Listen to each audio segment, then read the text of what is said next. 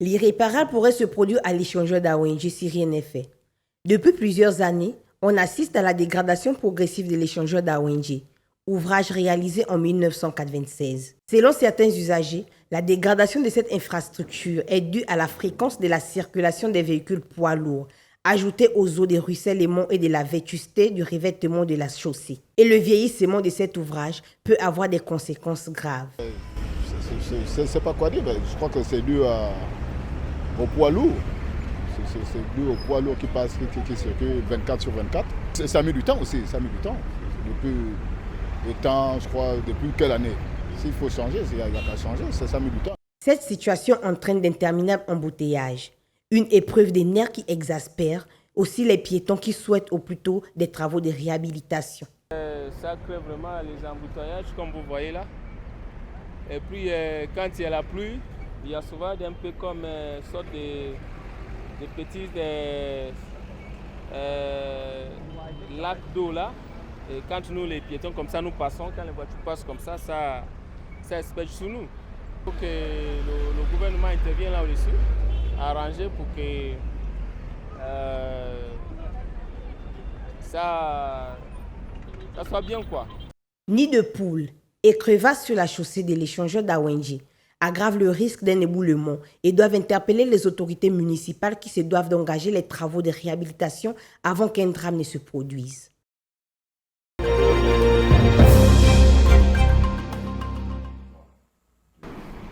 Produit au Gabon dans la province du Haut-Ogooué, le sucre est en manque dans les lieux de commerce depuis plusieurs semaines. Une situation qui intervient après les assises nationales de la lutte contre la vie chère. C'est curieux, il n'y a plus de sucre et Sucaf reste muet. Le ministère de l'économie ou le ministère de la consommation, le ministère du commerce, personne n'en parle. Eh bien, les consommateurs gabonais sont laissés à eux-mêmes. C'est pénible comme situation. Vous savez, quand vous avez des enfants qui sont habitués à prendre du petit déjeuner et qui ne peuvent pas en prendre, simplement parce qu'il n'y en a pas. Ils ne vont pas nous dire que le sucre vient de l'Ukraine ou de la Russie. Un fait alarmant, la rareté du sucre entraînerait une augmentation du prix par les commerçants. Les responsables de cette production de sucre auraient envoyé des stocks au total 3000 tonnes. Visiblement sur le terrain, le sucre est en manque. Où serait passée cette cargaison de sucre? La DGCC doit aller vérifier si réellement ce que la SUCAF dit est vrai. Parce que la SUCAF prétend avoir au moins 3000 tonnes de sucre à Libreville.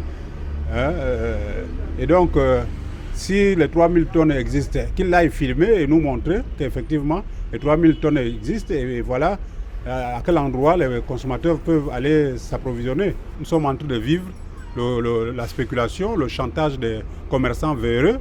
Il y a des personnes qui vendent aujourd'hui, dans des rares cas, le sucre à 1800 francs, le sucre à 2000 francs. Et donc, vous voyez que ce n'est pas bien, c'est grave. On rappelle une note circulaire des prix de la SUCAF en date du 16 septembre 2022 n'est cependant pas respectée de nos jours. Nous avons contacté la société pour comprendre les raisons de l'absence du sucre. Aucune réponse concrète n'a été donnée.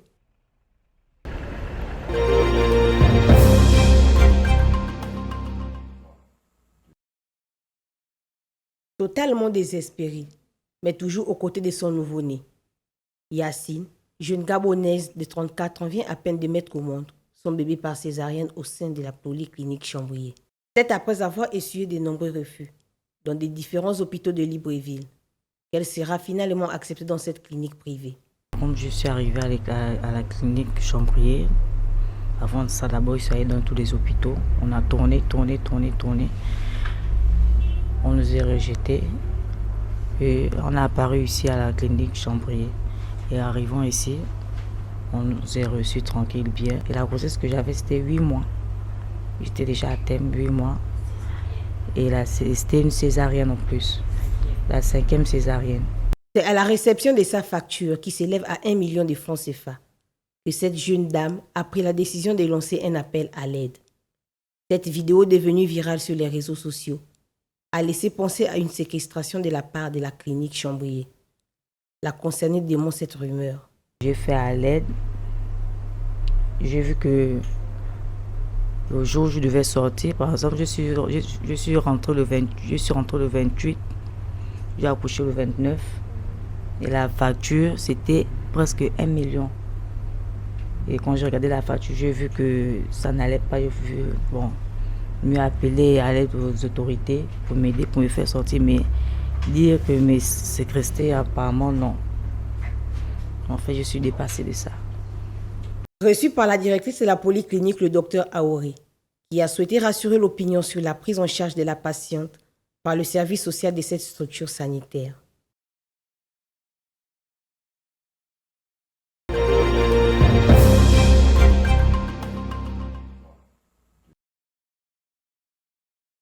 L'opération de vérification des listes électorales est effective ce jour, mardi 9 mai 2023, dans les centres de vérification.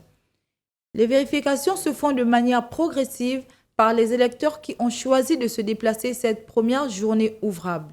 Aujourd'hui, il y a eu l'ouverture des listes électorales. Je suis venue regarder mon nom, j'ai vu mon nom. J'ai aussi vu le nom de toute ma famille. En cas de radiation, de changement de centre de vote, de signalement de décès, les différentes situations de vérification sont apparues déjà à cette première journée de vérification et les usagers semblent satisfaits des procédures prévues pour régler leur situation. Je suis ici au 3e arrondissement pour venir vérifier mon nom et j'ai envie de faire une radiation pour le 3e arrondissement. J'arrive à peine, je trouve que c'est un peu morose, mais les agents ont déposé les noms, que chacun vienne vérifier. Mais je déplore juste qu'il n'y a aucun agent sur place pour pouvoir orienter ou pour pouvoir répondre aux questions, aux questions que les usagers peuvent se poser en fait. C'est un peu juste ce que je déplore. Le processus de vérification semble tenir ses promesses de lancement simultané dans tous les centres du Gabon. Pour les responsables, les mécanismes mis en place font déjà preuve d'efficacité. Vous n'aurez plus besoin d'aller à l'intérieur, donc aller en province pour pouvoir vous faire inscrire. Vous vous faites inscrire sur place. Donc c'est peut-être un peu ça là l'avancée avec tout ce que nous pouvons comprendre comme déplacement, les difficultés pour pouvoir se rendre en province. Et ceux qui ont pu avoir 18 ans avant la période de 2016. Donc c'est ceux-là qui sont essentiellement concernés par l'opération d'inscription. Donc il leur faut avoir une pièce d'identité en bonne et due forme. Et il faut avoir un acte de naissance pour ceux qui viennent d'avoir 18 ans et un passeport ordinaire. Voilà, donc des pièces d'identification. Dans le but de valoriser le devoir de tout citoyen, les listes d'électeurs sont disponibles dans les différents centres de vérification, et ce, sur une période d'1 mois, en espérant d'éviter toute bousculade provoquée par les empressements de dernière minute.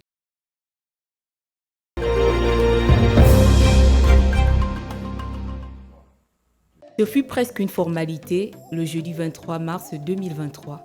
Les députés de l'Assemblée gabonaise ont voté à 113 voix sur un total de 122, la future réforme constitutionnelle.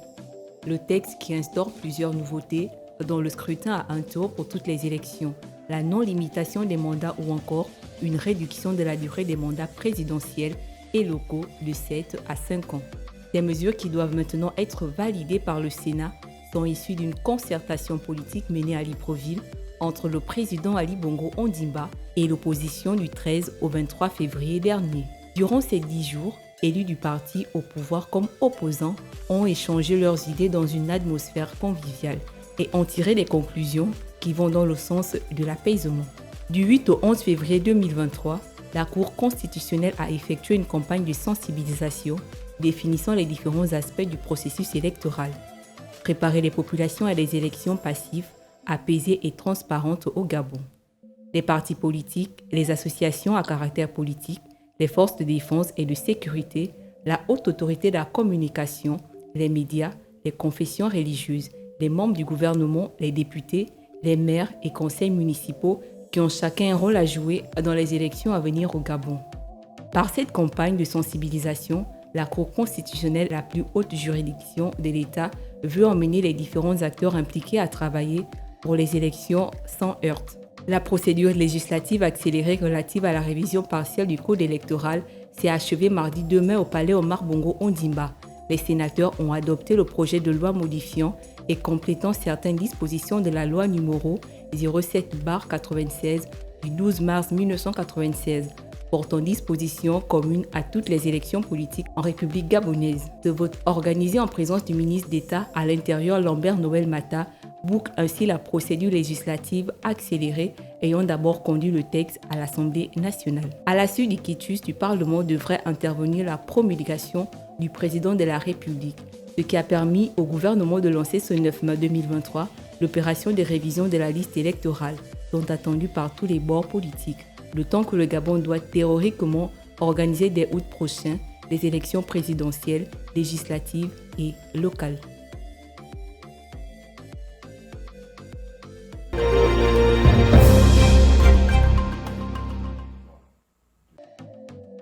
À quelques mois des prochaines élections législatives, locales et présidentielles, les choses se dessinent quant à la collaboration entre la Commission nationale de lutte contre la corruption et l'enrichissement illicite et le Centre gabonais des élections. Ces entités s'activent enfin pour informer et renseigner les futurs candidats aux joutes électorales sur l'obligation de déclaration de biens relative à la transparence de la vie publique dans un délai de 3 mois. Afin qu'aucun candidat aux élections législatives locales et présidentielles n'ignore les dispositions de l'article 8 nouveau de la loi 041/2020 du 22 mars 2021 instituant la production du récépissé de déclaration de biens par tout candidat lors de toute élection politique au Gabon. Le président Nestor Mboua, avec son hôte du CGE Michel Stéphane Bonda, ont convaincu de la procédure mise en place et les mécanismes en cours de déploiement sur l'ensemble du territoire national. En application des dispositions de l'article, le Parlement a institué la production du récépissé de déclaration de biens par tout candidat lors de toute élection politique. Ce mécanisme n'existait pas avant, il a été adopté tout récemment et c'est pour cette raison qu'ils ont estimé nécessaire d'échanger avec les différents candidats sur cette question. À l'approche des échéances électorales, la Commission nationale de lutte contre la corruption et l'enrichissement illicite va mettre en place des délégations ad hoc dans chaque chef-lieu de province et une délégation spéciale pour la province de l'Est-Ouïa, pour informer les usagers, procéder à la remise des formulaires et de déclaration de biens. Cette année 2023, dans quelques mois précisément, vont se tenir 3 scrutins électoraux majeurs. Il était nécessaire et bienvenu pour le président du CNLCEI de partager ces évolutions juridiques. L'une d'elles stipule que dorénavant le récépissé de déclaration de biens doit être étendu à l'ensemble des candidats qui figurent sur la liste de candidature. Cette mesure vise à garantir la transparence et l'intégrité des élections générales au Gabon et à lutter contre la corruption et l'enrichissement illicite des candidats politiques.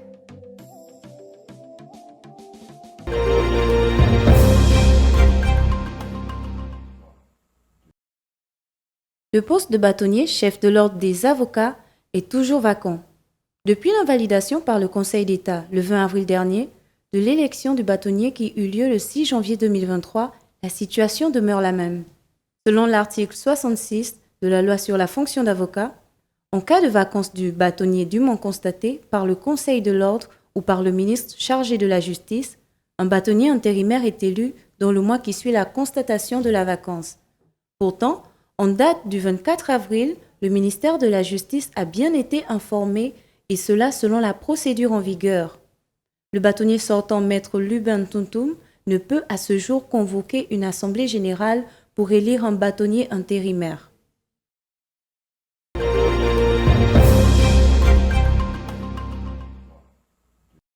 C'est le premier entretien du président du Conseil économique, social et environnemental avec le chef de l'État. Une audience qui fait suite à sa nomination et sa prise de fonction à la tête de cette institution. J'ai donc saisi cette occasion pour renouveler au président de la République ma profonde et déferlante gratitude pour la confiance placée en moi. Je l'ai remercié pour cette confiance précieuse qu'il a toujours placée en moi depuis 2009, en me confiant les responsabilités gouvernementales, la fonction de Premier ministre et aujourd'hui celle de président du Conseil économique, social et environnemental. Porté à cette haute fonction le 14 avril dernier, Julien Kogué-Bekale est donc venu prendre conseil auprès du chef de l'État pour la modernisation et la bonne marche de cette institution. J'ai profité également de cette occasion pour solliciter et recueillir les orientations, les instructions, les directives du président de la République, comment il entend voir le nouveau Conseil économique et social. Quelle est sa vision? J'ai donc reçu ses instructions et il m'a demandé de réfléchir comment moderniser cette institution, comment la rendre plus utile pour le gouvernement, aux yeux de la population, et surtout ramener un climat d'apaisement et de sérénité au sein de cette institution. Depuis quelques années, le Conseil économique, social et environnemental s'est engagé sur la voie de la réforme. Carrefour des consultations publiques et références dans le domaine de la participation citoyenne, l'institution aujourd'hui confirme l'intérêt croissant en son sein de la place de la société civile dans l'élaboration des politiques publiques et son évolution dans la continuité de la mission d'écoute active des attentes de la société.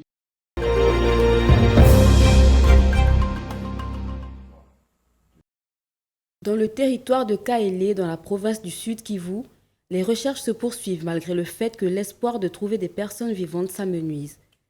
Lors d'un point de presse hebdomadaire, Patrick Mouyaya, le porte-parole de la République démocratique du Congo, n'a pu préciser le nombre de disparus qui, selon les autorités locales, se comptent en centaines. Le Bureau de coordination des affaires humanitaires de l'ONU, OCHA, a de son côté estimé à près de 3000 le nombre de familles sans abri. Les rescapés ont une maladie de traumatisme. Ils sont trop traumatisés comme nous-mêmes ici. Et vous connaissez une personne traumatisée qui n'est pas accompagnée psychologiquement, c'est plus que la mort. Et quand l'autorité a décidé que la journée d'aujourd'hui soit décrétée une journée d'observation de deuil national, c'est pour nous une consolation. Plusieurs villages ont été submergés, de nombreuses maisons emportées, des champs dévastés, quand des rivières sont sorties de leur lit sous l'effet de pluies diluviennes. Cette catastrophe est survenue 2 jours après des inondations qui ont fait au moins 131 morts et détruit des milliers de maisons au Rwanda voisin. De telles catastrophes révèlent la nécessité pour les autorités de travailler sur un plan national d'aménagement du territoire, avec un accent particulier sur les risques d'inondation dans certains endroits du pays, a de son côté estimé Greenpeace Afrique. Selon l'ONG de défense de l'environnement, ces inondations sont l'un des signes forts que le changement climatique est une réalité et nécessite une action urgente des dirigeants du monde.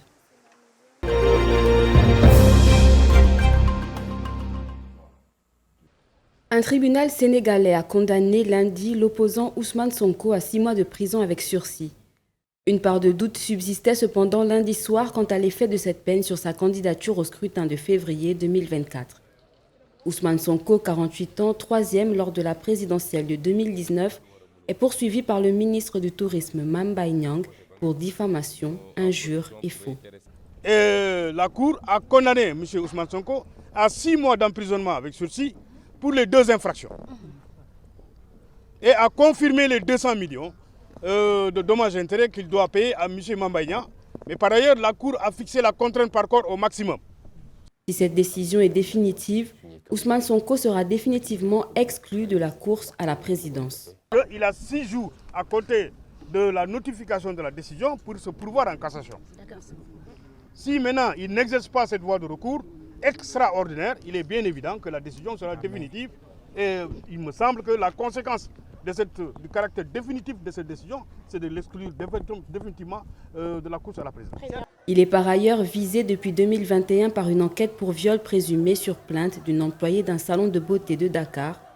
Le second procès doit se tenir le 16 mai.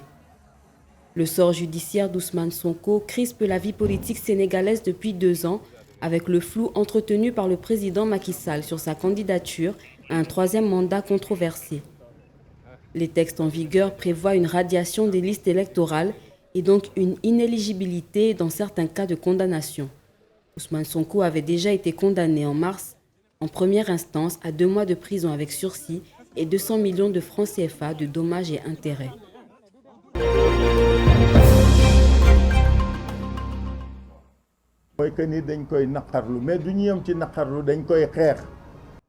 Nous dénonçons cette décision de la justice et nous n'allons pas nous limiter à une dénonciation.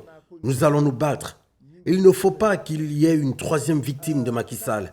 On en a connu 2, il en veut une 3e. En attendant d'aller devant la Cour de cassation, Il faut que le peuple se mobilise pour soutenir vraiment Ousmane Sonko dans ce combat-là.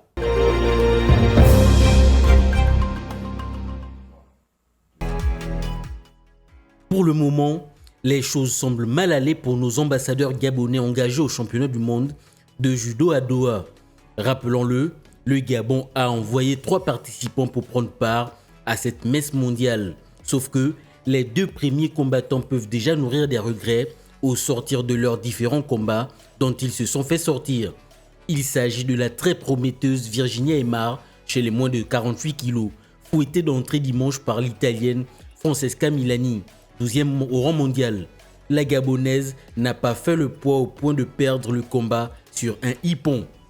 Malheureusement, les choses se sont mal passées pour Aymar, qui avait été congratulée il y a quelques semaines lors de l'Open de Luanda en Angola. Chez les hommes, un goût amer pour le jeune prodige Fernand Quero, numéro 1 mondial chez les juniors. Il devra très vite revenir sur terre et travailler davantage, car entre la catégorie junior et celle des seniors, le fossé est énorme. Le Gabonais a été étrillé par le Roumain Boris Dimitrescu, 58e mondial. C'est forcément une déception pour nos 2 jeunes athlètes, mais ça reste tout de même leur première participation dans une compétition mondiale. Le Gabon compte désormais sur Luc Manongo, dernier représentant gabonais et dernière chance de médaille qui fera son entrée en lice dans quelques jours chez les poids lourds.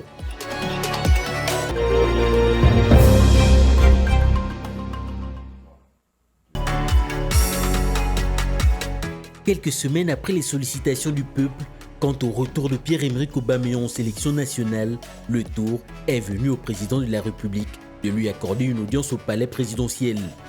L'ancien capitaine des Panthères, Pierre-Emerick Aubameyang et son père, Pierre Aubameyaya, auraient discuté du retour en sélection de l'international gabonais. Selon une source proche du chef de l'État, la demande aurait été formulée par le sélectionneur national, Patrice Neveu, qui a fait savoir aux collaborateurs du chef de l'État son envie de revoir Aubameyang en sélection lors du prochain regroupement des Panthères.